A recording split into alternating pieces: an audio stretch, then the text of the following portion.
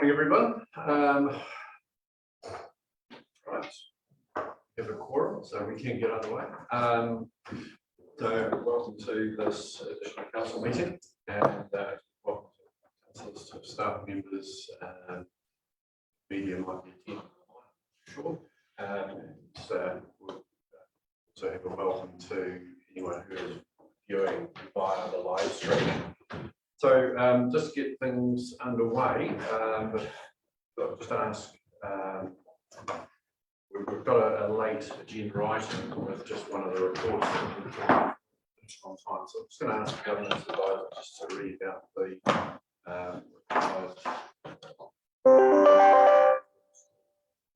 recommendation for us to move to resolve, etc. Thank you, Mr. Chair. This is L1, acceptance of late agenda item for discussion at this meeting. The recommendation is that Council, pursuant to section 46A(7) of the Local Government Official Information and Meetings Act 1987 and clause 9.12 of the Waitangi District Council Standing Orders, agrees to accept the late urgent business item as part of discussions under agenda item 3.1 for consideration at this additional council meeting for the reasons stated below. A, the item was not able to be included in the final agenda papers because Audit New Zealand's suggested changes on the long-term plan consultation document were received after the final agenda papers were published for this meeting. And B, the item cannot be delayed until a subsequent meeting because the long-term plan consultation document and supporting information needs to be changed to reflect the Audit New Zealand changes and adopted at this meeting in order for consultation on the long-term plan to commence on schedule on the 21st of April 2021. Yeah, so I'd like to move Immediate Avondale and Councillor Kingan. Those in favour, please say aye. Aye. Those against, that's carried. Thank you. Right, we'll go to the proper. So we've got apologies from Councillor Williams and Councillor Hopkins, and Councillor Halaleli.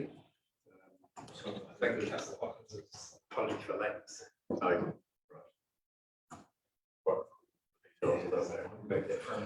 Right. So someone move those apologies. Councillor Wolfstein, Romy.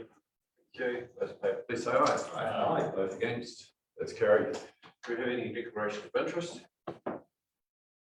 No. Okay. So moving on to agenda item 3.1, the long-term plan, adoption of the consultation document and information.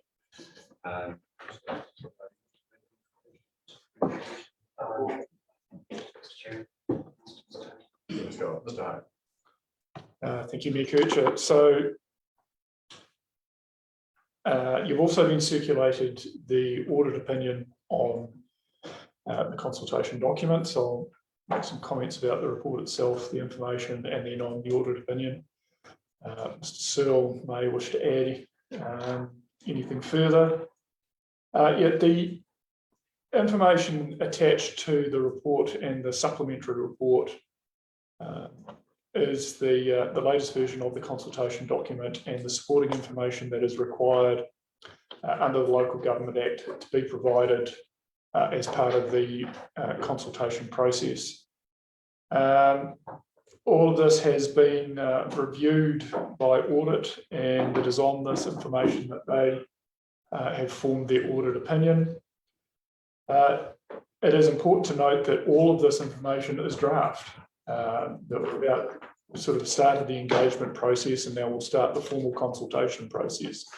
So there is an opportunity, not only an opportunity but a requirement to consider feedback from residents and ratepayers in the wider community on this material, and then make final decisions at the end of June after they've received feedback, considered that feedback, and made any final adjustments. So really, we just need to adopt this information as it is. Happy to answer any questions about it, but sorry, it cannot be changed at this stage. The opportunity to change it occurs over the next couple of months before it is adopted as actually as the long-term plan, where all of this information is combined into a single document. In terms of the audit opinion, It has a qualification and 3 emphasis of matters. What, in order to talk, or accounting talk, if you like to say it, is that the qualification relates to a matter where essentially council and the auditors have a difference of opinion about what information should be disclosed in the consultation document. And really the process that we've undertaken in preparing the infrastructure strategy and the asset management plans, and how well those are combined together and then summarised in the consultation document. Council formed the view that the information contained in the consultation document was appropriate for engaging with the public. The auditors formed a different view, really, I suppose, based on some national policy direction from the Office of the Auditor General, and therefore believed that they needed to really create a qualification to highlight this matter to the readers of the consultation document. So this is what this opinion is all about. It's about highlighting issues that they believe needed greater emphasis to members of the public and to ratepayers. It is actually, we consider, a relatively minor matter, but they formed their opinion, we formed ours, and unfortunately we weren't able to sort of agree on a position that would move the qualification. The other matters of emphasis. The one is in relation to Three Waters and the potential reform of the sector, and that is appearing in every consultation document.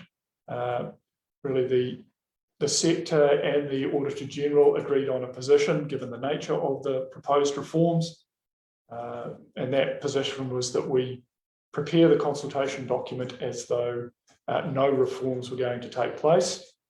However, that's a matter that is providing a significant level of uncertainty. So it was agreed that should be brought to people's attention. So that's the first emphasis of matter.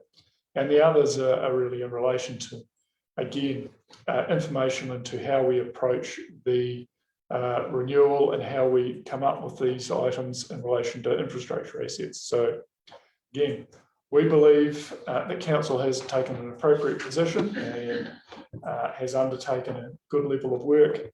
However, the auditors have formed the opinion that, again, because of the uncertainty and the dollars involved, that they needed to emphasise some matters to the public. So, it will hopefully inform the public, and we'll see what comment they get on matters raised by the auditors, as opposed to the matters that council considers are far more important and therefore should be covered in the consultation document. Really, that's all I've got to say about this. Cyril, anything you want to add? I would just like to express my relief in having received the audit opinion 7 minutes before the meeting started. We were fretting slightly this morning and communicating with Audit New Zealand, wondering where the audit opinion was. So, as I say, relieved to have got it.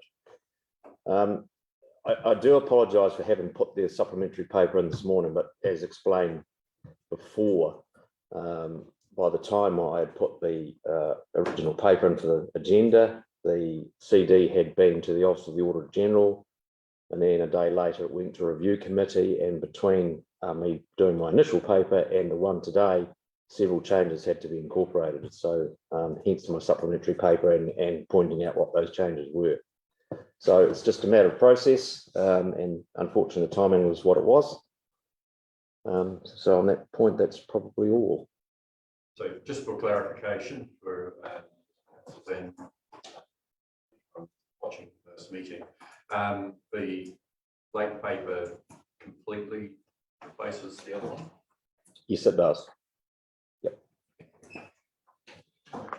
Okay, councillors, any questions?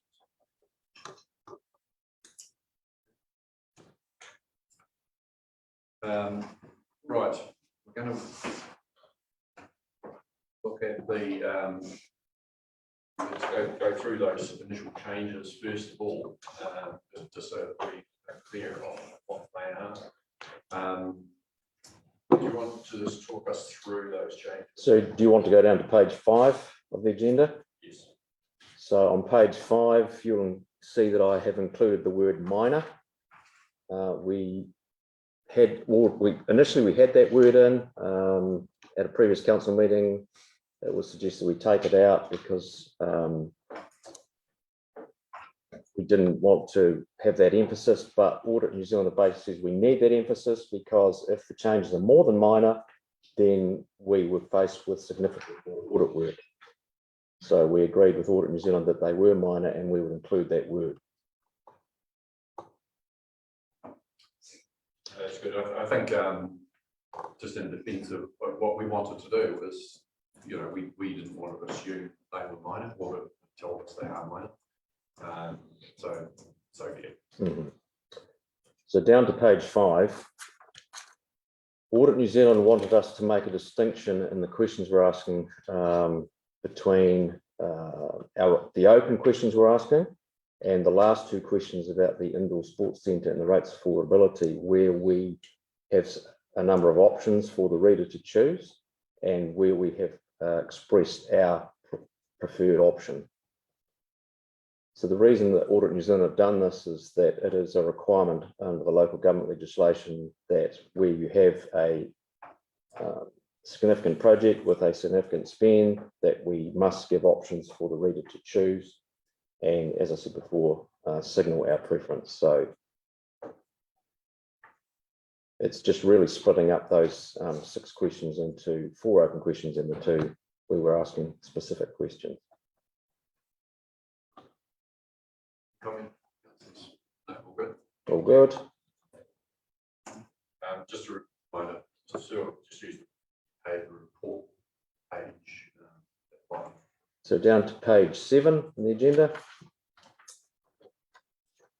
So Audit New Zealand here are wanting us to be specific about the level of internal debt that the council is taking on. And so we are adding some notes under options 1, 2 and 3 listed below. So we've put in the internal debt for years 2023 and 2024 under each of those 3 options.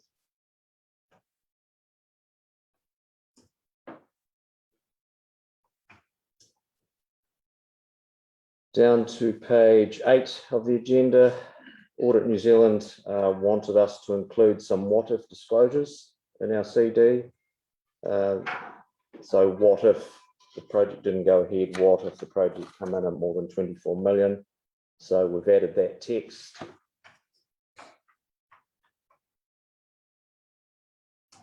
Okay. And then the final one on page 9 of the agenda, we're just changing the 2024, 2025 option 1 smoothing rate from 6.3 to 6.5%. So that was just a correction. It should have been 6.5. Just on the table generally, year 3 was significantly less. Some stage it's gone up, and I can't recall it's being told why that increased from it was 4.9%, something like that. Do we have indication of what's happened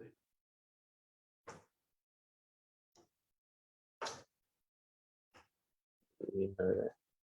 No, so, I mean, other than in working through some of the numbers with audit, you know, a number of adjustments were made. A number of corrections were identified, particularly in I think in year 3. So, sorry, it was just a reflection of that. Mr. Wells, anything to add? Just to say that there have been a number of iterations of this document and calculations that have been over the past 8 or so weeks. It's very much been a moving piece. Right. It doesn't answer your question. No.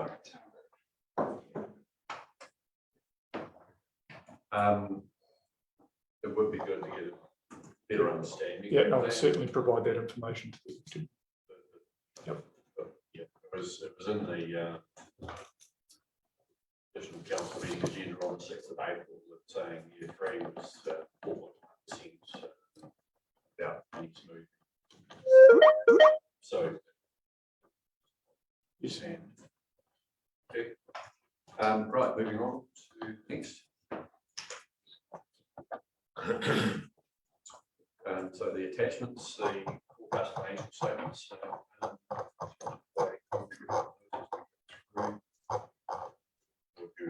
Just see if there's any queries. Do you want to make any commentary on those there, Paul? No, I mean,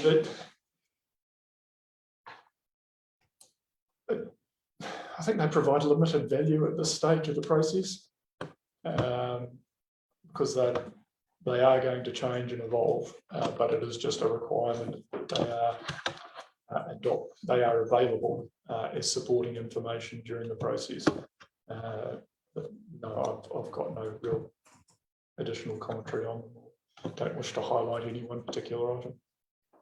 So, councillors, do you want to ask anything? Just on page 11, I just had a bit of a question mark, which was under the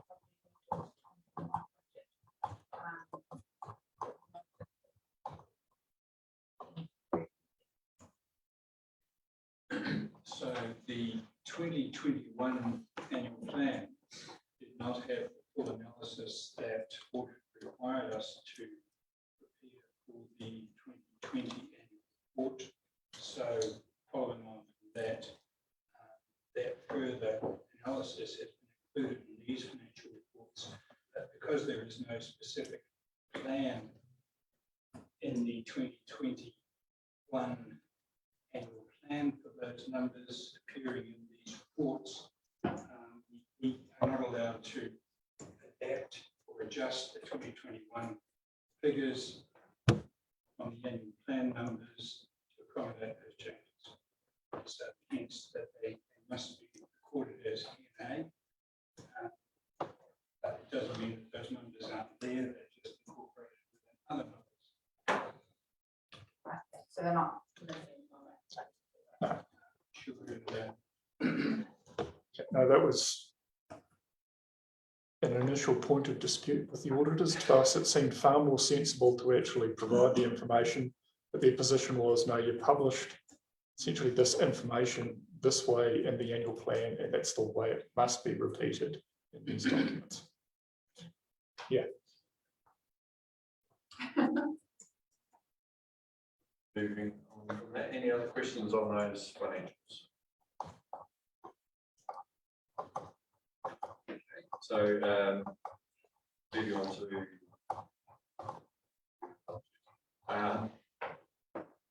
document itself. This has got those changes in it. Yeah, Yes, it has. Yeah. Right, so right, obviously there's nothing we can change. This has been signed off as best it can be, and so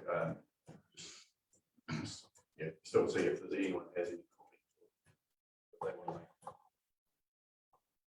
Probably my comment would be just it has been a huge amount of work to get to this stage, and thank you to all the staff who have been involved. Quite thank you, but yeah, the stress that Mr. Sewell was expressing about getting the report only 7 minutes before this meeting, thankfully hasn't aged you a bit. Still looking like you're 23, so that's all good. Right, anything else? Comments? So if we go back to the recommendation at the start of that report.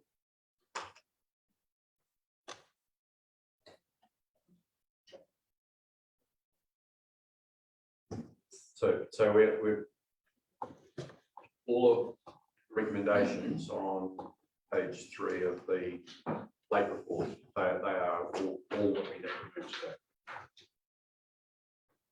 No, it basically needs to be a combination of the two. So the governance advisor has prepared sort of a combination of the two. Because some were superseded, but we still needed to, because it was supplementary paper, we need to wrap those into the recommendation that was in the initial agenda. Okay. That's the point of question at the start, whether one fully replaces that.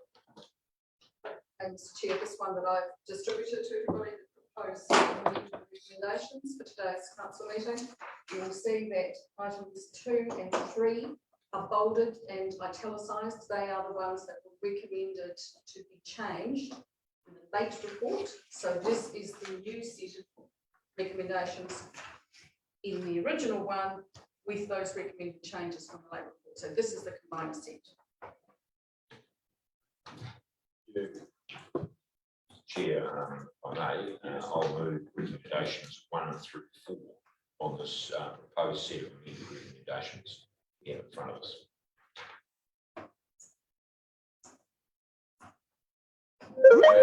So moved and seconded those. So that's on the late report. Any further comments? Those in favour say aye. Aye. Those against, it's carried. Go back to our original agenda and we go to page 10. We have, page 11.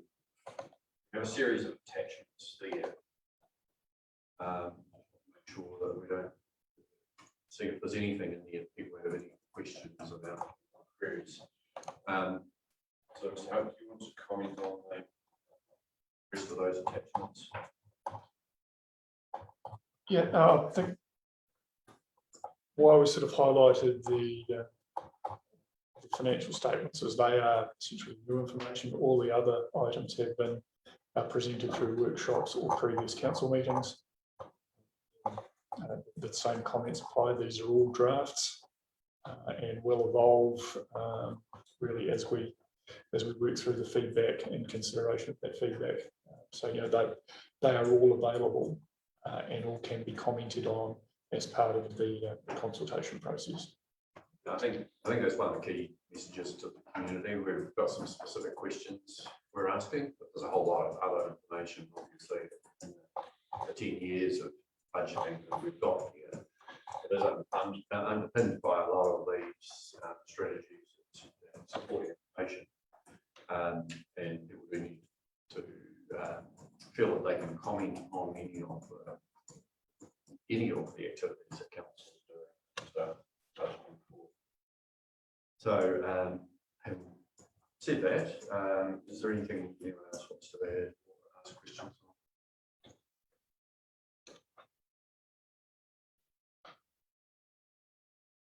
Okay, so just go back to recommendations in the original report. Clarity on exactly which are they. Which ones are needed and which aren't? No, so This, essentially, one is as it is on. Sorry, I'm getting too confused. Oh, okay. They were across the two. Yeah, sorry. You'd move those forward. We'll resolve it. That's fine. Yeah. Okay. Sorry. Thank you. Sorry for the confusion. Yeah, this last minute stuff has a number of bit of collateral damage. Okay, so with that, the consultation document will go out. Do you want to talk a wee bit about the engagement we're going to have with the community? So following today's meeting, we will be making any last minute changes to all the documents will be uploaded to the website by Wednesday, and we'll be printing hard copies of the consultation document probably tomorrow, so that by Wednesday when we start the formal consultation period, the hard copies can be distributed to places like service centres and the libraries. What else? We've already started to receive submissions on the long-term plan already. So we're starting to process those. We've probably received 10 to 12 submissions already, mainly to do with roading. What else do we need to highlight? Probably that's all at this stage. Consultation runs from 21 April to 21 May. And I have put in the next steps in the process in the report, but at this stage, submission hearings will be the 23rd and the 24th of May. Got one other day penciled in. We have some deliberations days. Just looking at the time frame. So submission hearings were 24th and 25th May. Audit New Zealand are back here on the 31st of May to start their audit of the long-term plan document itself. We have some council workshops for LTP deliberations on the 31st of May and the 1st of June. Thank you. Just as we part this part of the agenda, we refer to audit quite a lot. Now, people wonder where their rates money goes. Can we give us an indication of how much for this process? Austin. I think our budget is in the region of 112,000, somewhere in that region, but undoubtedly that will be to accept. Yeah, we certainly. Yeah, I hope we don't end up getting an additional invoice, but that may be the case. Of course. It's a significant cost, and hopefully the community feels well suited by the extra scrutiny that is given for that cost. So, Sorry, can I just? yes, Sure. I mean, I think it's perhaps important to understand perhaps the difference between the Office of the Auditor General and the Audit New Zealand field staff that and local director that we have to deal with. Yeah, a lot of the times they end up being the meat and the sandwich between ourselves and directions that the Officer Auditor General is giving, really reflecting, I think, his understanding of what's required and his understanding of what Parliament requires of him. He is an officer of Parliament. They have various, at times, points that they want to emphasise, which we don't necessarily agree with, and then the local Audit New Zealand staff end up sort of having to be the go-between between us and them. You know, so again, they issue an opinion, but on behalf of the Auditor General. So that's why it was delayed over really the last 2 weeks, was to get it through the review process that the Auditor General requires and the review process that the central part of Audit New Zealand requires. So it is a complicated process.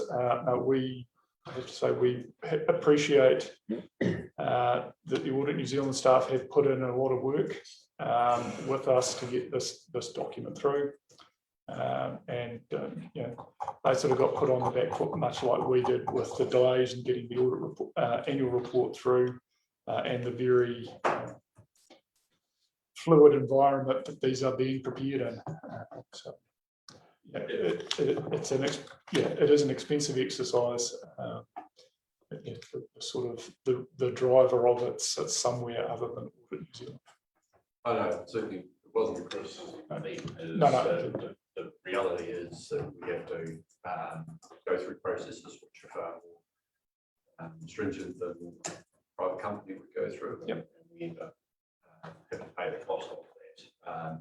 I guess the frustration does come in where sometimes we actually lose transparency through some of the calls, for example, that housing referred to before, where you know it's difficult to understand why there is no figure in for the 2020.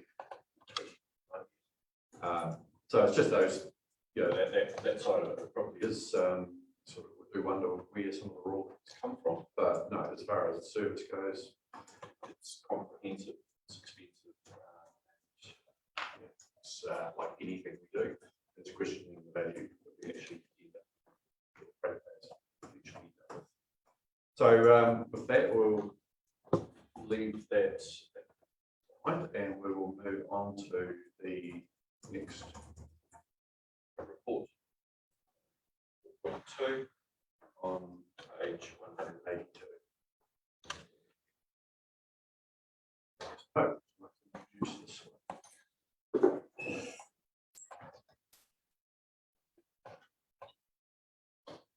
Yes, I would. I think this is something far more positive to consider. Not that the consultation document isn't positive, but a little easier perhaps. So council has received a request from the Wayland Lodge Trust, which is attached to the report in terms of helping to provide financing for the redevelopment of the aged care facility in Kurau. Officers thought, given the nature of the request, that it would be worthwhile bringing it to council early rather than later on, so we could get some direction from the elected member as to whether they support the idea, and then really to give an indication of how much support they would like officers to give the trust in relation to bringing a report to be finally considered. So that's what we've tried to capture in the recommendations. The reports are attached, the request is attached. It is very much here's an initial request, but we think officers could provide some useful support to the trust if council wants to receive a more well-rounded proposal to consider at a later date. But yeah, and the other sort of option is, or if you don't see it as a worthwhile matter to pursue, then we haven't really consumed a lot of elected member or officer time considering it. But that's not what is recommended. So just to make up a word. So happy to answer any questions. Just for any questions? Okay. We've had quite a bit of experience in this project, a number of visits to Wayland Lodge over several years, and it's certainly been sitting there as a not necessarily council related project, but one that's been a project in the community that locals have been wanting to progress. So it's now in front of us as a potential holder to get it funded. So so you're moving the recommendations. Seconder, Councillor McRoby. Thank you. Speaking to that. Yeah, just want to say, like, we're doing a lot of work as a council on our housing policy and things, and this is done really well. Some of the social stuff we're doing. It's a pretty incredible group of volunteers behind this. But they're at a sticking point where they don't have enough information for us to be used that support this. A good use of ratepayers' money, but I think we can have a real role in trying to help them build that project, and also recognising that we don't even be the first cab off the rank when it comes to funding. And we can actually offer support for them to look for external funding and for us to come in and help at the end is a really good position for us to be in. And I think it's really good for a community group like that has such a bearing in a small community and offers a lot of jobs and keeps a lot of people in that community. I think it's a really good role for us to play. So of the way the staff offers to us, recognising it's not quite there.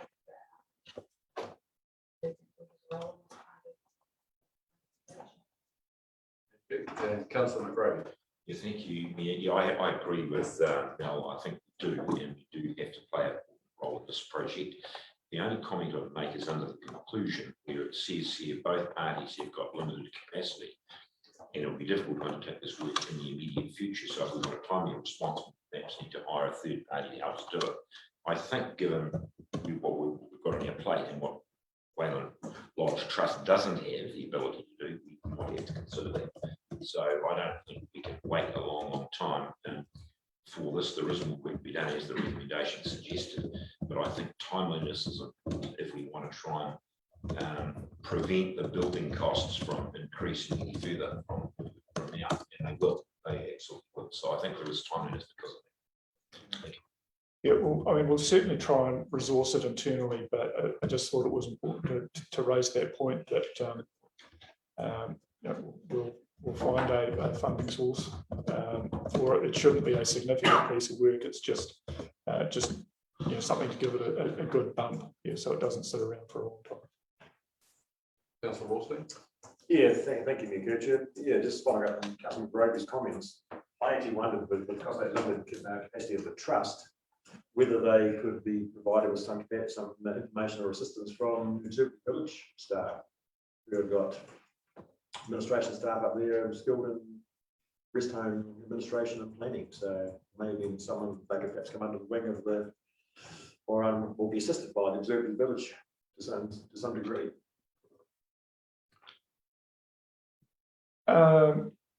I think perhaps in the longer term that may be something the trust needs to consider. All that was restricted to was, it took the trust quite a while to get the prospectus together. As the Deputy Mayor noted, they are all volunteers. Assume that if they're involved in this, they're probably involved in a whole lot of other ventures in the community, so their time will stretch.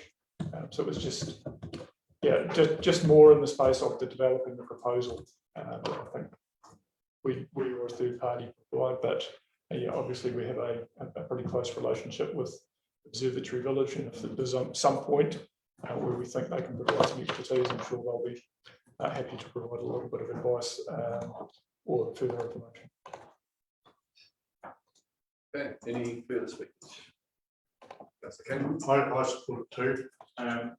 It's being pretty well managed up there now, and they've learned from probably a few mistakes from earlier on. So I've got every confidence that this will be successful, and I think it's really good if we can just help a bit along the way.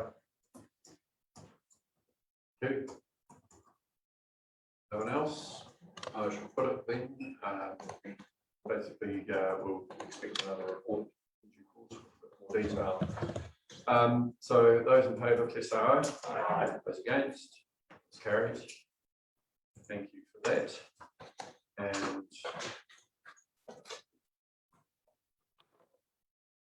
so that's all of the business for this additional council meeting. So that will call this meeting to a close. Just note we're getting comments again on live stream. Sound isn't good. We have got a project to improve sound, and won't come soon enough for many people, I think, from the feedback that we keep getting. It's very difficult. Microphones, but it just never works quite as well as having individual microphones. So just make that note. Anyway, with that, we'll clear the meeting. This meeting closed. We're just going to go straight to the live stream. The John.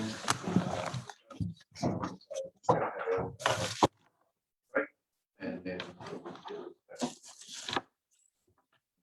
Now.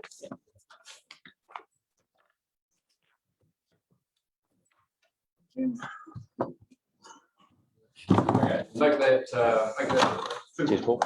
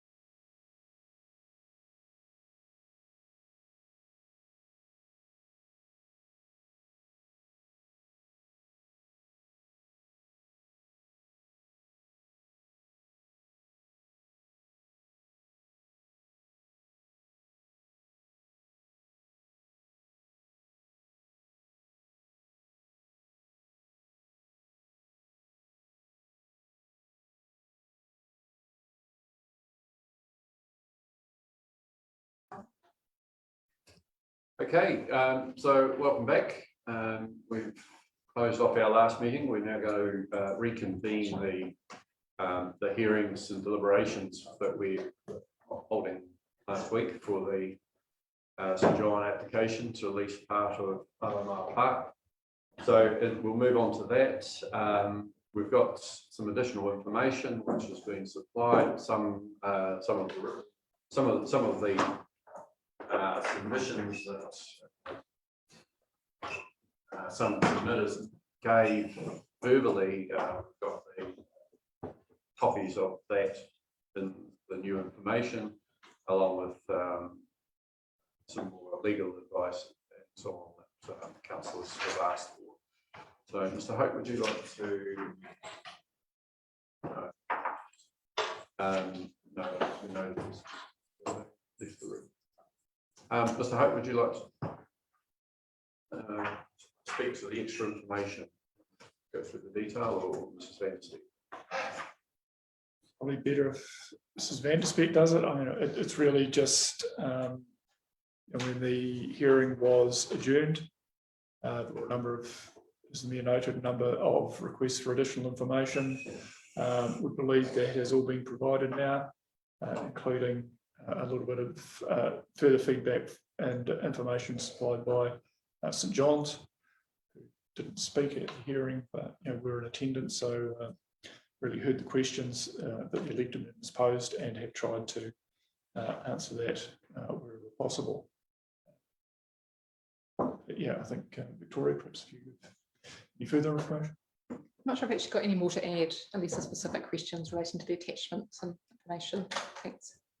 Okay, councillors, are you happy with the extra information we've got? Is there anything else that we feel we should have? Do you have any comment on that? I guess for me, the real discussion point comes down to the legality of that question.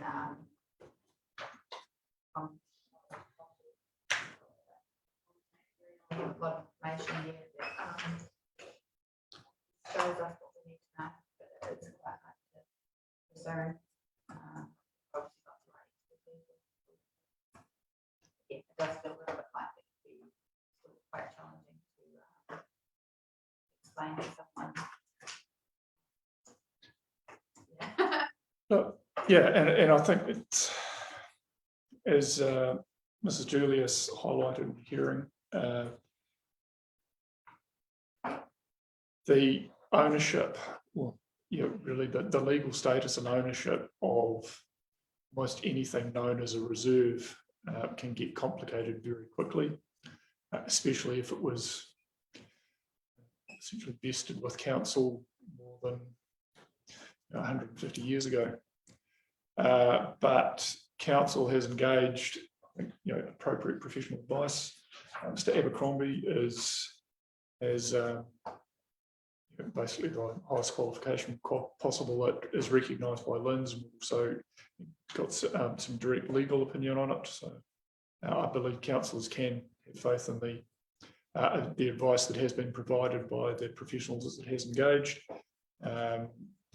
The sort of the comments by one of the submitters,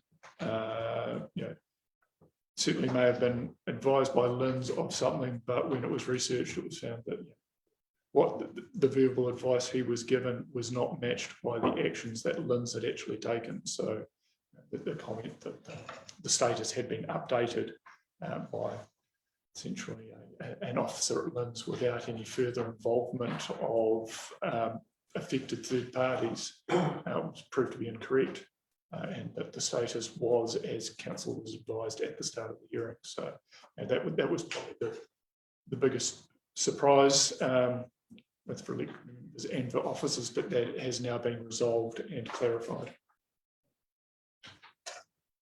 So you have confidence that the advice originally given in July 2019 by Mr. Abercrombie is the correct advice still? Yes, very much so. Thank you. Any other questions on the extra information, Councillor King? So it's perhaps a question for you. Is today the day we decide yes or no to this proposal? I believe today is the day where we decide whether to ask staff to go and have the more negotiation, which ultimately would come back to us for final decision around what the terms and so on would be. So we need to have that slight extra bit of information, and that will help us with the final decision. But yeah, it's for all intents and purposes, are we happy to proceed or are we not? So any other questions? Councillor Percival, Councillor Wallstein? Further information requested required, I guess, a heat map of St John call-outs.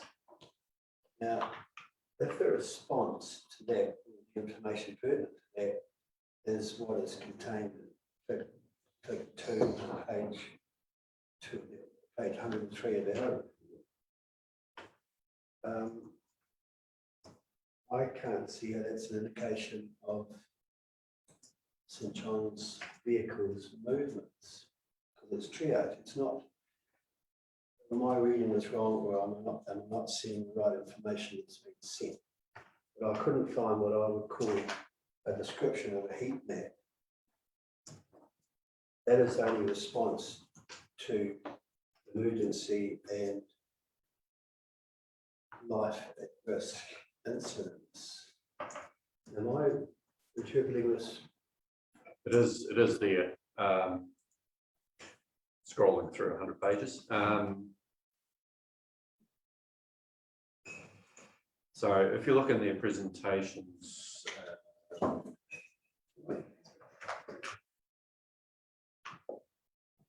sorry, I can't find it. What I'm getting at is where is the predominant routes of the ambulances in response to all call-outs given to them, not just those that require emergency treatment. But I suppose all I can say that St John's was aware of the request and they've supplied the information that they can supply. I would have thought that, the information on page 103 would have been, I mean, the concern was about response time in an emergency. That's certainly what my understanding of it. Therefore, that, and I think that was their understanding as well. So that they supplied.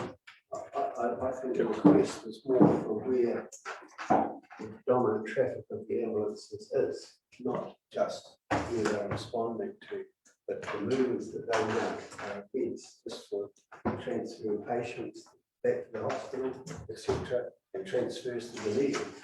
That's what I'm looking at, and I don't see that answer in these. In their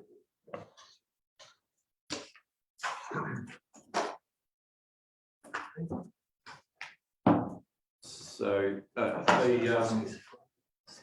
on page 103, you've got a list of all of the responses. I think most people were most concerned about any extra time taken, particularly in emergency situations. But having said that, the map on page 103 is colour coded with the different levels of emergency or seriousness. So that gives some assistance in here. So that's the information that was asked for, as I understand it. But again, I'll just go back and, I think it's with a slight assumption it was that issue around how quickly can they respond when they have to, and the golden hour, etc., being mentioned, and that helps give us that information. Councillor Wallstein. Yeah, thanks, Nick Richard. I just would like to first of all say I'm a bit disappointed or a bit concerned about the short notes we've got for this paper. It's a lot of information in there. The paper was actually published at 6:31 PM on Friday evening. I don't know when most of us actually found it from the weekend to try and read it. So I think this meeting is probably almost in decent haste. being pushed through, my first comment. But secondly, just on specific points, that page 103, that map of 103, there are 3 blue indications in the middle, which are the main number of call-outs, obviously. The middle one, I can't even read it. It's something like, I don't know whether it's 392, 292, 892, no idea at all. And they're all pointing to the middle of Oamaru town. What that's supposed to signify, I have absolutely no idea. Someone can explain, can tell me what that middle number is, and what those blue numbers actually refer to. The 271 looks like it's out at the Curie. You look at the map heading up the road heading up the road track. So what that means to me was totally obscure. I think if you actually look at it, the blue, they're all the same shape. There's a pin. It's basically like a pin. It's representing a pin. But at the bottom of the blue, the pin would be in North Oamaru. Well, that map could be blown up to a much bigger detail. It could show yes. where they figure out, because that's the, if you look at the numbers in there, 496, 271, the top one, middle one, how many hundreds and 92? No idea. I just want to go back to your comment about this being rushed through. I think that's rather emotional. The comment, excuse me, I'm speaking. It's a rather emotional comment when the decision was originally scheduled to be made last week, and we actually put it off until today so that we could have more information. The information came through as a notification on LG Hub as it does, and we knew it was coming. For me, you know, we had a lot to read through. This was really important, so I prioritised it and have a good understanding and appreciation for the level of information. Quite a few pages are repeats of information we've already had. Councillor Hopkins asked for copies of speeches we'd already heard. So that's included in there. And there's a lot of legal information and so on that we've already had in the past. So it's a lot of it's just a repeat. It's helpful because it just puts it in one place, but it's not like it's all new reading. So if you actually go look at the amount of new reading, it's really only about a very small portion of the total 108 pages. I take your comments, Kirchhoff, but I don't withdraw mine. So other points, there's been points made on the way through here in response to questions asked, and we have no actually information on those points, information that's been given. Page 78, 79, which is an old council report, that's where St John talked about sites that they had looked at and discarded. Question was asked in the way by submitters, where are those sites and why are they discarded? That information has not been supplied by St John. And I think that's essential information. They talk about things like. Can I just point you to page 89, please? Where it lists 8 sites, in total 7 of which were discarded.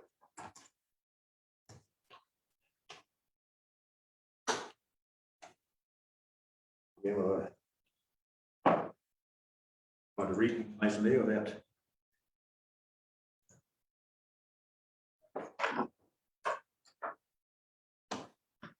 Okay, yes, there is information given there, which because of the short time to read this paper, I didn't notice that. Well, yeah. I mean, I've had the same amount of time as you. I've not only read it, I actually screenshotted and turned them around the right way, so it's easy to look at, because it was important. So took the time, but I'll give you the opportunity to look at that further and just ask if there are any other questions. Well, just one other question, page 96. Well, I'll let you read the information first, but I'll go Councillor McGravy. Thank you. Look, so I found this I was expecting to make a decision today, so that's right on it. And I find some things about this difficult for me in terms of decision making. But anyway, I made a decision, and I'll tell you what that is very shortly. But one of the concerns that I have, and I've always had this issue in my mind, I don't know where it is, Duntroon's another example, but the use of green spaces for any other use other than green space use. So this takes some of that area, and admittedly it's not a huge area in comparison with the total park, but it does take away extra green space. So to me, I don't like that.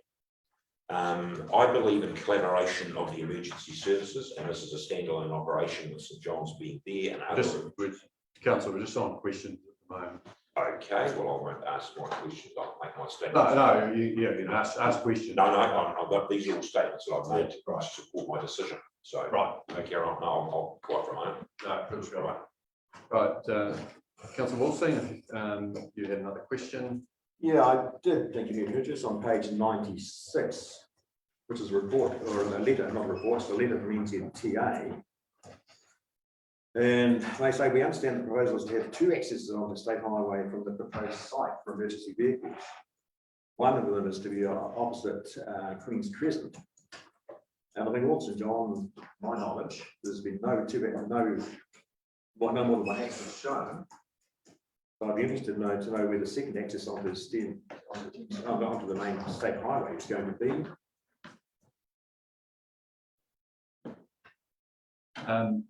I believe that's the junction point.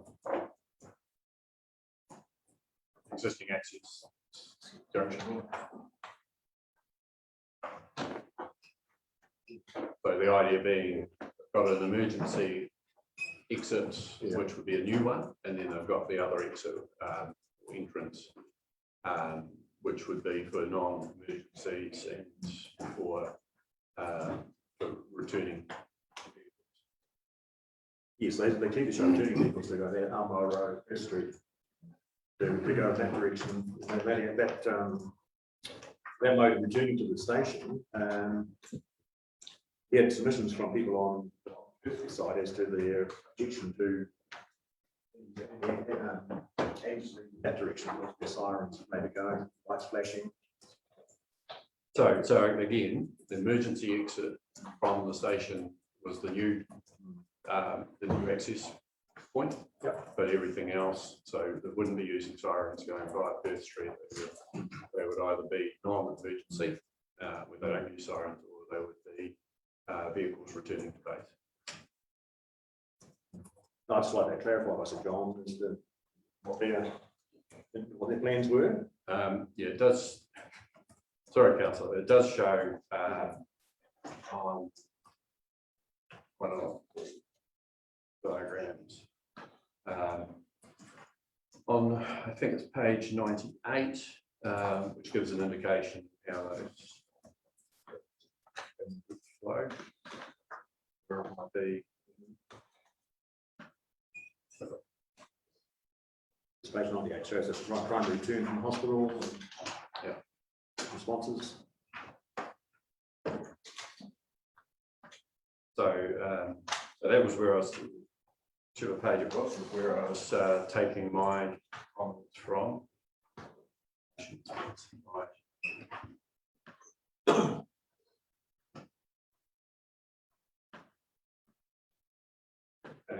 Councillor Hopkins. Yeah, I just have sorry, because apologies. I have a procedural question. I've just received on my calendar, we get these sort of electronic updates. And this one just says Council Deliberations Awamoa Park lease proposal reconvened today at 12 p.m. in 30 minutes. Now, I apologise for my inability to be at the earlier meeting. Okay, so I'll go to the Has governance. it vote or what? The meeting was supposed to run straight from the electoral council meeting and straight on to the reconvened meeting. There was a era where it got a separate meeting invite and notification went out to the public, and that was then withdrawn and a correction put in as far as the public notice goes. It's still on your calendar that should have changed anyway. But the intention was that the one carried on from the other.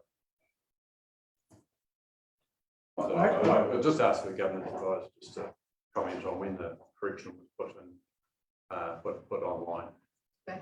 after there was a discussion about cancelling one of the live streams and having the one live stream service both meetings this morning. An update was put onto the council web page. This morning? Council meetings, no, Friday. Right. So it's been up there advising that the two would be merged, and also it was referred to in the calendar updates on the website. We would, well, okay, I'm not going to litigate the matter, except to say that when I checked this morning, my calendar showed that there was a meeting at 12 to consider the site. And if councillors hadn't been advised of the change, then quite possibly we could, well, I mean, we might not have turned up at due time either. We had, Anyway, we had an additional council meeting from 11:45 I'm aware of it. 11, Yes.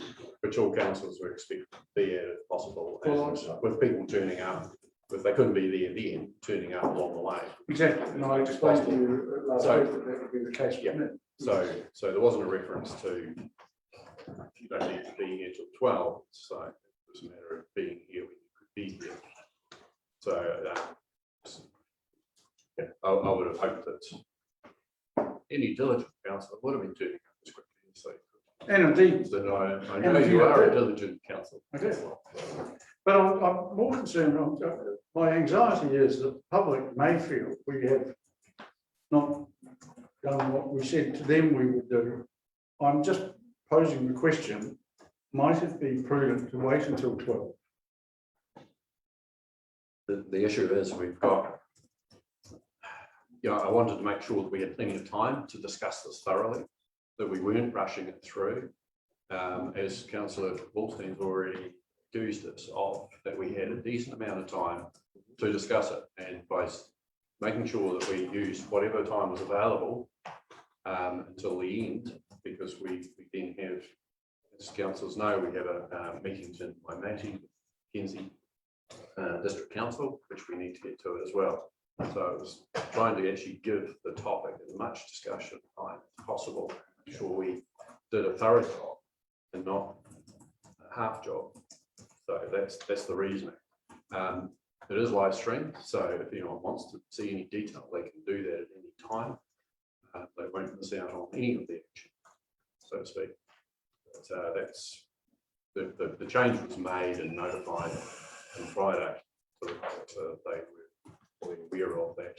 Councillors, it's a case of being here as much as possible from 11:45 until the finish time scheduled for this meeting. Yes, yeah. I just say it is a shame that timing is overshare and the reason we're here. But yeah, I take people's point that it would be, and it probably would just start at 12, just keep the issue. Yeah, I take the point that we don't have speaking this meeting outside, so there's still ability for anyone to follow it from right now or later on. But yeah, it is a shame to see it. I mean, just a reminder, this is a reconvened meeting. People have spoken at this meeting. We have a good number of people speaking. This continues on. The original schedule was for the decision to be made last week, and we've carried it on so that people have an amount of time, and rather than only have 40 minutes, the intention was to have well over an hour. But as Councillor Taberdale was saying, we're now talking about the start time more than the actual topic, which is a bit of a shame. So, In that case, I'm just wondering if I could, I'm not quite sure who to put this question to, but I'm looking at the Transit New Zealand letter on page, or Transport Agency Whakakodai letter on page 96, which, if I read it correctly, says that the original application wanted 3 accesses to the highway, and now it wants 2. And the letter is not unconditional. I'm just trying to work out which officer might be able to comment on this, whether it would be Victoria, Fergus, or Paul. But I read this paragraph, therefore, in the light of the preceding comments, we will be in a position to consider providing written approval to a resource consent application based on the proposal of sex and promoting the following requirements as a substantive part of the application. And then they say that they will consider providing written approval to any access onto State Highway 1, which would be for emergency vehicles only, and with one access of the two directly opposite Queen's Crescent intersection, and then an application to carry out work and various other things to be submitted. But am I right in saying they're not saying yes, they're saying they might consider saying yes, or might think about saying yes? Is that a fair way to read this? I believe it's as definitive a statement as they would be prepared to make without actually seeing the resource consent itself. But, you know, they will be commenting on the resource consent. You know, and as much like we wouldn't, without seeing a resource consent, we wouldn't give our absolute approval to anything. No. But we could say, essentially, if you provide a resource consent consistent with the information you have supplied us, we will say yes. And I think that is what they have done here. They're not going to give an absolute when there is still another process to go through. Okay. Any other questions?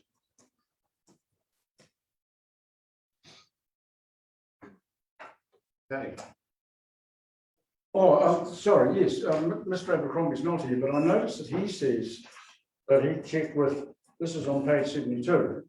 At the council hearing yesterday, Jim Sherman mentioned that Lynn's had changed the data relating to the land status for the land. I have just checked Lynn's land online and can see no change having been made to the spatial record and record title OT 242-300. So in the interim, again, to our officers, has there been any change? No. So Mr. Sherman's may have been advised that a change had been made, but it would appear that that's not the case. That's correct. And as Mr. Hope pointed out, it would have been rather unusual for them to have made a change without reference to us. That they were going to make a change. Lines, they didn't. Any other questions? Councillor Holden. Sorry, there's one more from Mr. Abercrombie, something about asking Doc and his advice.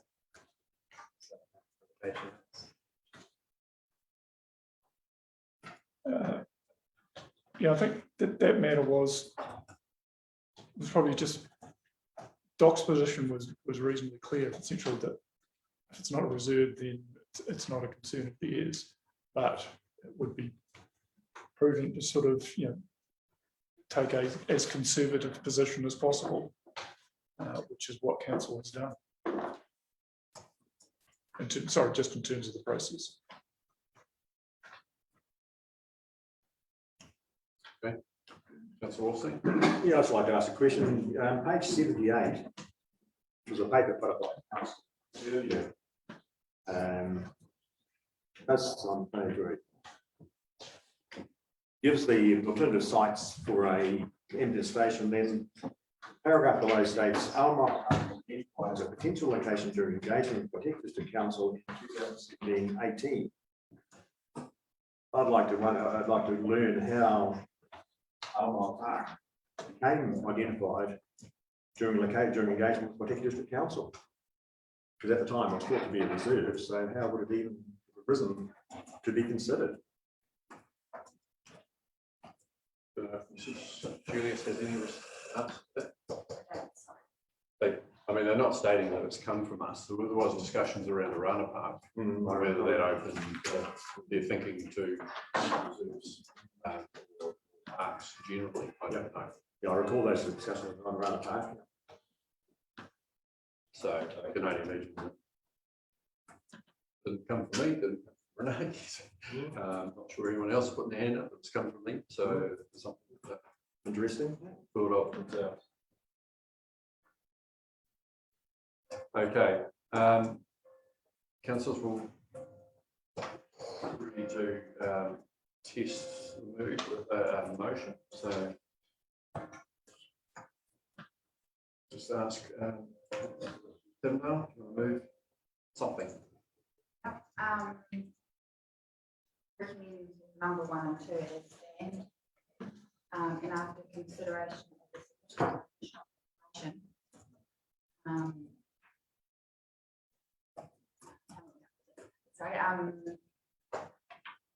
confirms council wishes to consider entering a lease with Board of St John to lease a portion of land at Awamoa Park to facilitate the development of a new emergency ambulance facility. It's moved. Seconded.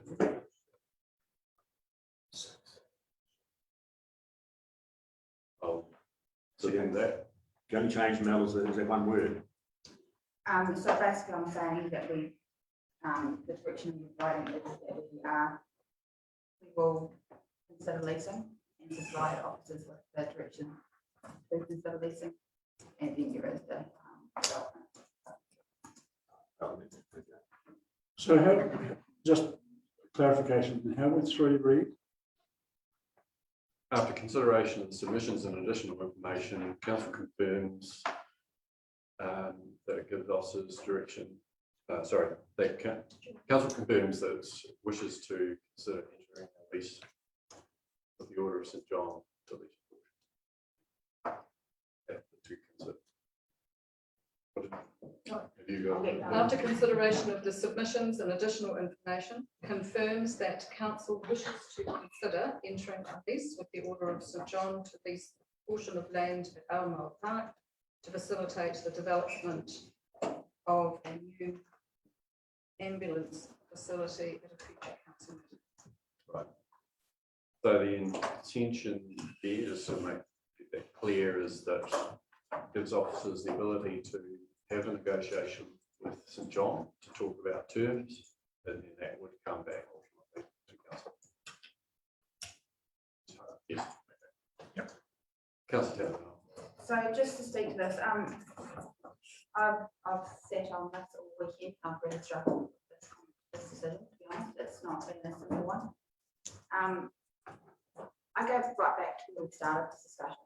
And I think it was 7 years, I think, that I've given me that St John have been working on this.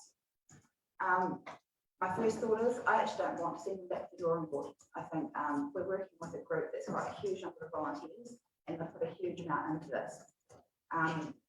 There has been a number of sites investigated, and this could be a constant moving feast where as something else comes available, if you will, it could be looked at as well, and we could push it out another 2 years as a result. So that really concerns me. I also think the sites investigated and the sites that keep being pinpointed by others, they're looking at having to purchase land, you're looking at having to, most of the time, demolish buildings. So you're probably putting in $1 million plus price tag on top of the other fundraising they have to do, which I think for a community organisation, it's a real tough ask, and I think that it's going to push this project out a lot further. I really understand the frustration people have with the site. I do get that, but I don't believe it's a precedent that we're setting. We've got a pavilion sitting on that site. We've got people talk about it being split in half. We've got a road that already does that. It's also used as a bit of an informal parking area. So that area is not just straight park as it is. The area that we're talking is a very small area, and it's I've been at Scouts up there, I've played hockey up there for years. I feel really strongly about this park, but I've never utilised the area in question. It's not the part of the park that you actually use. I think it was 11 trees they're looking at being removed to make this happen, and then they're talking about planting 20 trees. So I think, that St John have done their best to make this as unobtrusive as they can.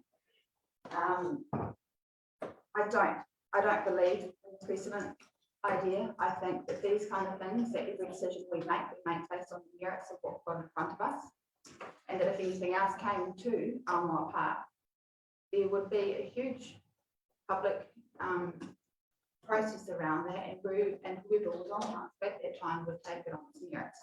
So I feel really strongly about that, and I don't believe this ties up anyone else's decision making in the future. I also looked at the direction we're sending things in, like the ambulances in. This was in the original heat map, and it probably wasn't quite the heat map I had in mind that we had provided, because I did see one that had a bit more. I'm not sure how you put it, bullseye, as well. It gave an idea of where the preferred sort of area would be for an ambulance site to be placed. I also looked towards our zoning, and growth within this district is heading out towards Kakanui, it's heading out towards Leeson. So I believe in the future, the growth pattern for our community is going to see more people in that end of town. And I understand that there's an industrial park up the other side of town, but there's going to be very little extra residential growth outside of that. So it's an argument to be had, that one, I understand that, but that's what my driver is, that I think that we're looking ahead 30 years, that the direction I see the need being in is to the south. NZTA consent, I think that can be dealt with through the resource consent process. I think through our terms, we can make it really clear that if that is not a goer for NZTA, that this plan is not a goer, because that's been really clear right through this, and I think that is really important, that there is a way we can deal with that. So basically, to surmise, this is one of the toughest decisions that I've had to make around the council table. But I feel really strongly about us supporting, and I know that the people that don't like the placement also support St John. But what I'm looking at is the fact of the amount of work and time put into this, and how much further we're pushing that work down this road by not making a decision today, or making a decision in the future. So, yeah, I'm going.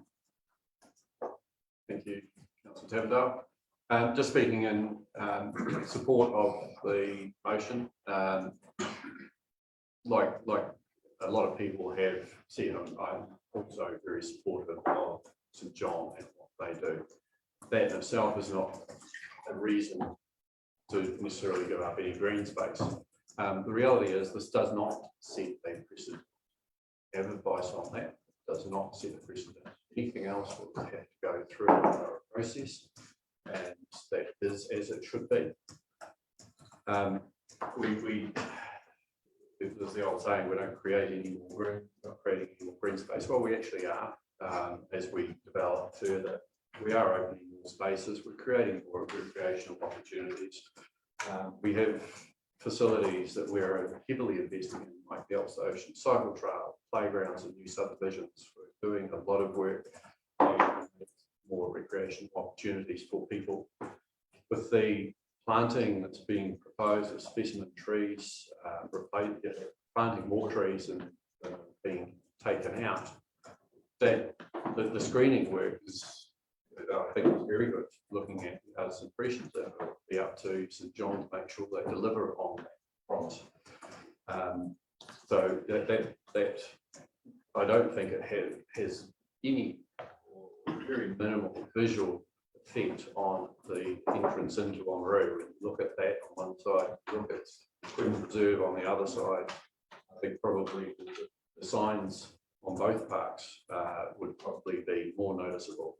The building will be when it's probably screened by the trees. St John is not a commercial business, no matter what anyone says. Equating it with McDonald's would be like saying council is a commercial business. St John is a not-for-profit. They fundraise for a lot of the work that they do, and that work is, is valuable, valued by the community.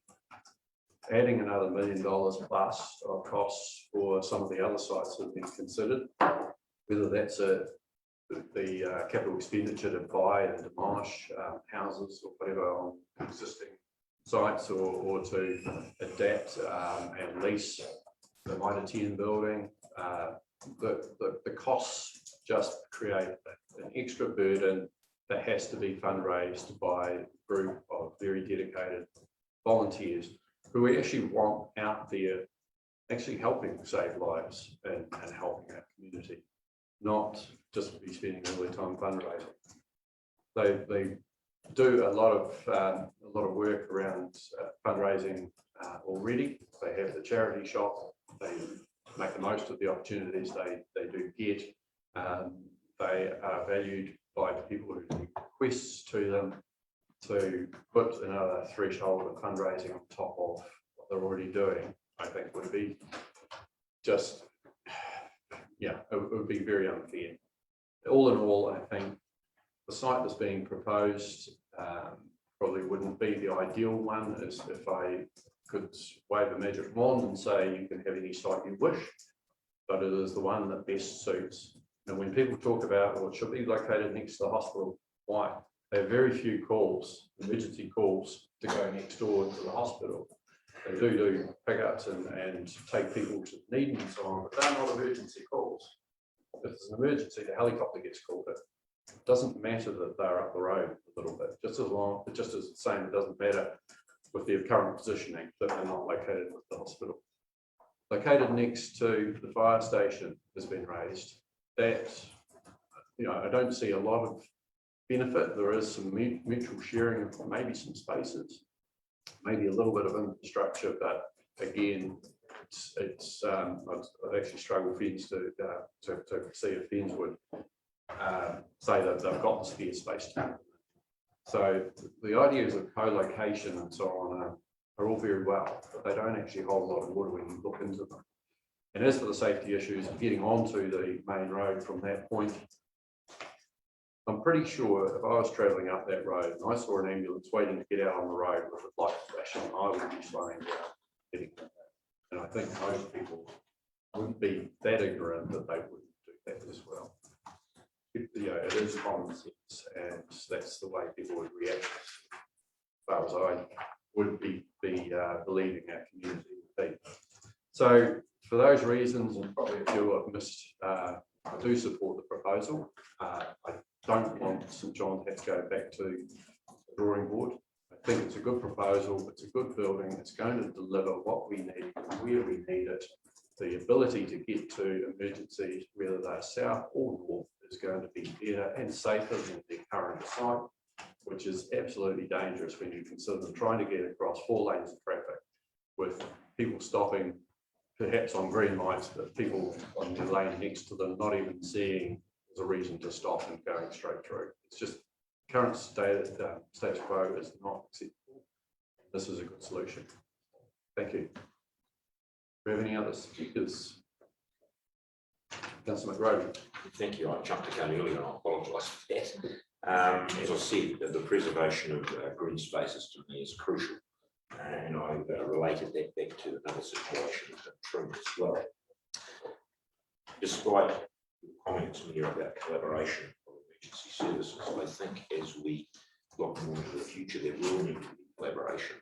And while this might not be the right time right now, into the future it will be. I also accept that this is not a precedent. I totally accept that. And I also accept that the comments that were made that this is a commercial operation, just a later operation, is not. I support your comment as well. The other question is that when I analysed the objections, or the submitters, I should say, there was a number of people that had signed 1 metre. I think it was 25 or 32, or somewhere in there. And if you take those into account as individual submitters, then it was a very close 50-50 call, as I understand it. So it may not be as 57-43 as we think it is. It might be more close to 50-50. So, but I'm pleased that the legality question has been raised and sorted, because that was an issue for me as well. But the key thing for me is preservation of green space. So I won't be supporting this. Okay, thank you. Yeah. I'm going to lead on from Councillor McRoby, because I'm quite clear in my own mind now. Earlier on, when we were discussing this, I wasn't just too sure what the public perception would be. And I thought it would have been a huge groundswell against using a green space. And as it's turned out, it's pretty much 50-50, I think. Those 25 or whatever it was that signed that particular one that was taken as one, I think that should have been counted as the number of people that had signed for that. And so therefore it's reasonably close to 50. My fear is that we don't know what our recreation needs are going to be in 30 or 20 years even. And we might wish we'd never done this. To think that this is the only bit of land in the district to build a station on seems surprising to me. And I think this is such a nice spot up there. Those trees are important. I mean, you can put replacements in. It takes quite a while for them to get established. It's quite a special part of driving into our district. When I analysed the submissions, there was a lot of, I think everyone's in favour of St John's and appreciates what they do. But most of those who said yes, said, yeah, look, just get on. Those that were against, I thought had a lot of substance. They'd done a lot of research. Some of them have done a huge amount of research, put a lot of time into it. So I thought they were extremely well prepared submissions with a lot of substance in them, and I was prepared to listen to them. And so I'm going to be voting against this, and I know we've got to look for somewhere else, but I'm sure there is somewhere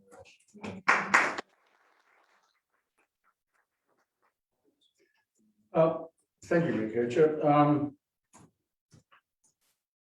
Many years ago, back in the last century, when the RMA, Resource Management Act, was first introduced, and councillors, without much in the way of training or certification, were required to produce district plans and consider resource consent hearings. We were told by then Environment Court Judge Peter Skelton that these matters were not popularity contests, but had to be considered or evaluated on the merit of the arguments put to us. And when the submissions that we received in relation to St John's use of the park came to us, the verbal and the non-verbal ones, I privately resolved, without talking to anyone else, to actually use that as my benchmark. In other words, what I thought to myself was, I will assess the merit of the arguments put forward and derive a conclusion on that basis alone, or on that basis. I would note that I was surprised and disappointed at the lack of response. It would have been more helpful and informative for councillors, I think, and for the community at large, to have had a clearer signal from both points of view. And I share the opinion expressed, I think, by councillors McRoby and Kingham, that the multiple submissions should have been treated as one by 25 people, not by one person. And to that extent, I mean, if it is a popularity contest, it's pretty much a dead heat. But analysing the arguments presented, without going through them in detail, although there is one that I would like to refer to, it did seem to me, in fairness, and I echo Councillor Kingham's comments here, that the arguments proposed by those who said, please don't do this, were stronger than the arguments proposed by those who said, please do this. A number of the people who said yes gave no reasons whatsoever. Some just said St John needed, or arguments of that nature. And there's no doubt that the organisation needs a new facility. It's also clear that either nationally or through the Crown or through DHBs, other further assistance could have been given, because clearly the issue is the cost of revocation. And one would assume that an attempt to find an inexpensive lease proposition is actually quite important from the financial point of view for St John, and one feels immense sympathy for them in that regard. And I think the whole community, irrespective of how this vote goes, is going to have to actually commit to assisting St John. And that means those people who say, oh, don't put it in the park, may have to accept that if it doesn't go in the park, it goes somewhere else at a cost to the community. And I would just signal that none of these things turn up free of charge. And there is no such thing as a decision that just simply makes itself with no adverse effects or consequences. So I would just encourage the wider community to accept that there is, if to the extent that it appears that nationally or from the point of view of Crown funding, there is some failure or shortcoming, if this community wants St John to have the facility it needs for the future, then it may well have to enable that from its own funding sources. But I come back to the point I was making at the start, which is that to me, the quality of the arguments presented by those who were opposed was much more persuasive and detailed and lucid, if you will, than the arguments presented by some in favour. I am concerned that the council could be making a rod for its own back if it accepts the tsunami proposition, because in theory, the moment we say, oh yes, an emergency service must be above the tsunami line, then we are probably obliged to tell our council-controlled trust, the health services, that it needs to relocate its hospital. And we are probably obliged to tell the chief executive that we need to relocate our emergency operations centre. So there are implications for us about buying that tsunami proposition that give me concern. The only other thing I would say, just as has influenced my decision, is that, and I don't mean this critically, but it is fair to say that this council does not have a good track record when it comes to using reserves for projects. Forester Heights stumbled on definition of what was the category of reserve. The RSA building was well advanced until it was identified as a gasworks reserve that no commercial use, to which no commercial use could be applied. We've heard that Mr. Sherman's comments about Glenn's weren't corroborated the next day, but I still have anxieties about the challenge and debate and litigation about the nature and character and legitimate use of this reserve.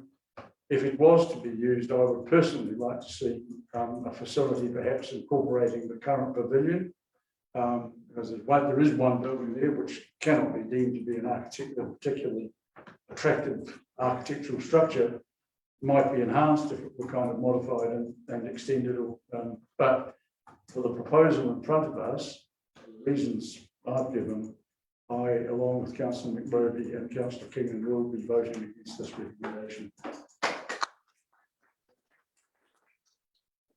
Yeah, well, I think it's what I was going to say has been said by my esteemed colleagues. Also, I was very interested in the submissions that were received, and the negative submissions were very well argued, and they put up some very clear reasons why they were opposed to it. There was only one submission to council that was in favour of the St John going on to the park, and when I asked that submitter why he thought that was the best location out of those chosen, he said, "Oh, I have no idea what the other locations were." But his research of to support his submission was zero. Yeah, and also as already been said, a lot of the positive people supporting the proposal purely just gave it a tick. No reason given why they were in favour, just that they were in favour. And I think as Councillor Hopkins has said, it was a popularity contest. Everybody is fully supportive of St John. I am as well. Everybody probably agrees that the present location is not the best location. They need a new location, but just not on the card.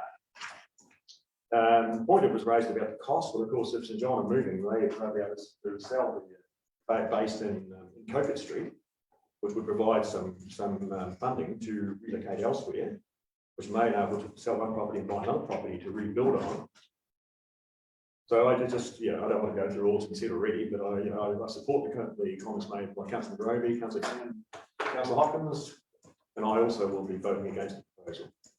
So we have 4 speakers against. Do we have any other speakers for? We'll go to right reply. I think that everyone's sitting on the same issue, that this has been a tough one to come to a decision on. I think we're all struggling with that. So I don't think it's going to go the way I'm proposing, but I think it's a worthy discussion to have. recreation needs moving forward, that's a corner of the park, that's right on the roadside. If we're realistic, that's never going to be used for recreation as such, it is green space, and I think we've got to be really clear on that. Sometimes I think that we just go through red herrings into the discussion because it's an easy one to win. We keep talking about co-location. I don't think co-location is necessary for collaboration of our services, and I think sometimes we take away from what our services are currently doing when we talk about the need to co-locate. I see a need for our services to collaborate, that's working together, making sure that they're doing the work together. I don't myself personally believe in the need for them to be physically situated beside each other in order for that to happen. I totally take the points that were third raised from Councillor Wolstein and Councillor Hopkins around the substance of people that supported this. And I agree it's not a popularity contest, but I also just want to have a look at things slightly different way. There's been merit to the arguments against, without a doubt, but the proposal that came out from St John also covered a huge number of the positives.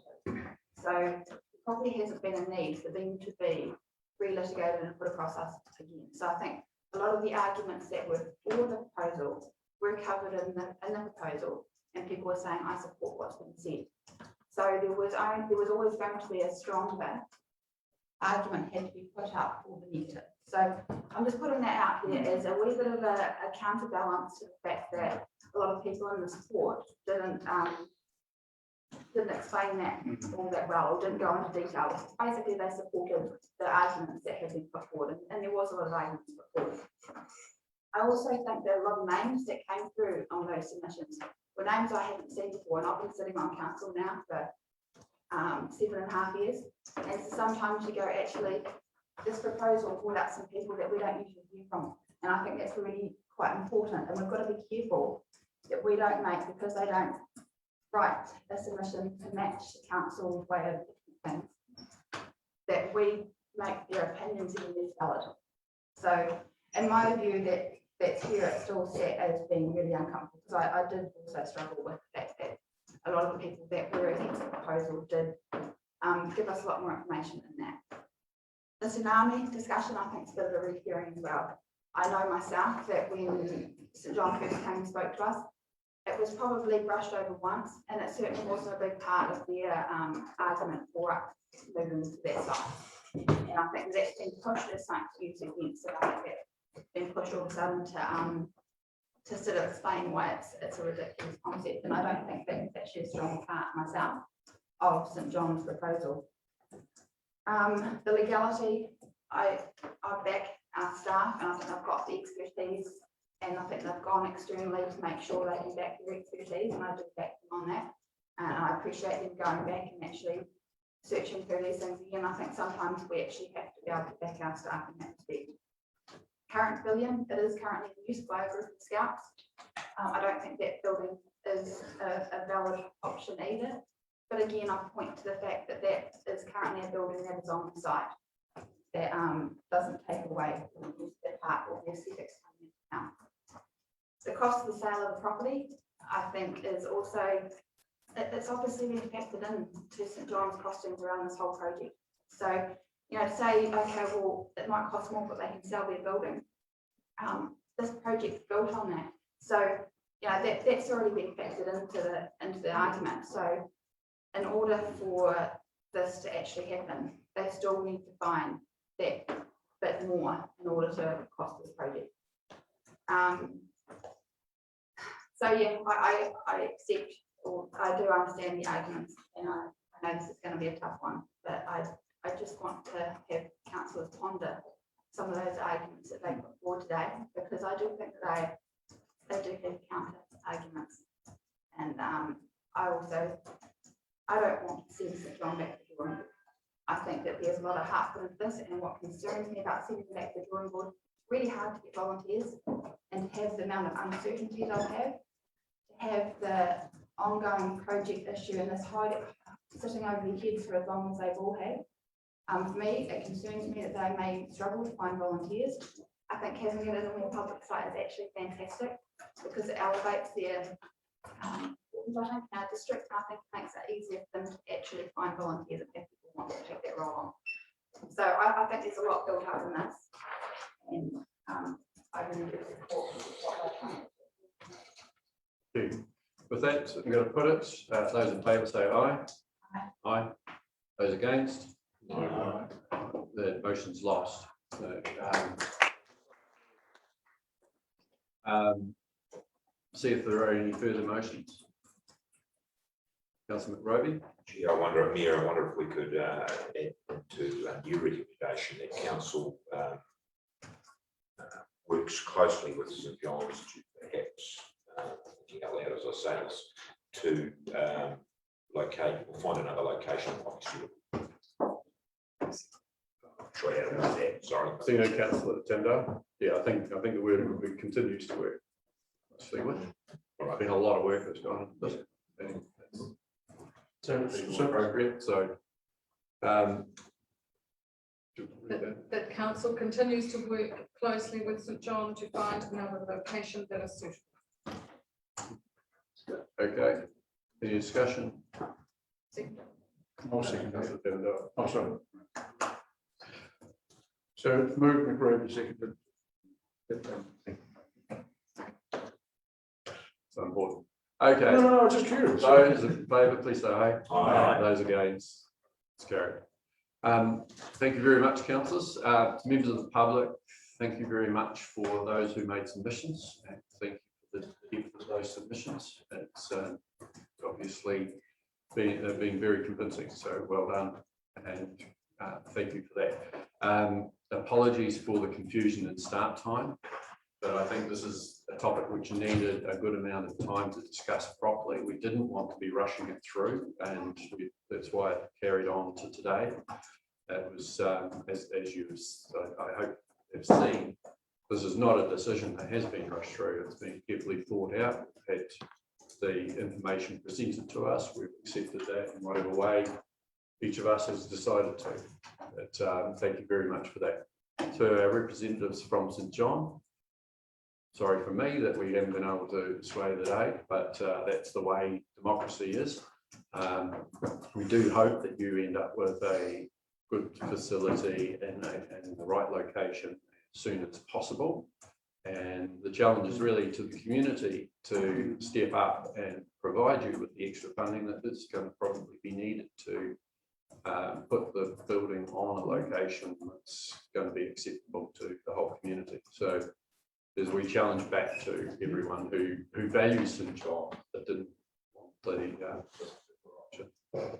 And to councillors around the table, thank you very much for the thorough debate, discussion, and just acknowledge there were one or two others that wanted to speak, but to keep it within time. We're going by the rules that you had 3 people speak for and 3 people against, and then the motion. So it's 4 against and 2 for, as it was. So just to explain that. So with that, we'll declare this meeting closed, and thank you very much to everyone who's been taking part.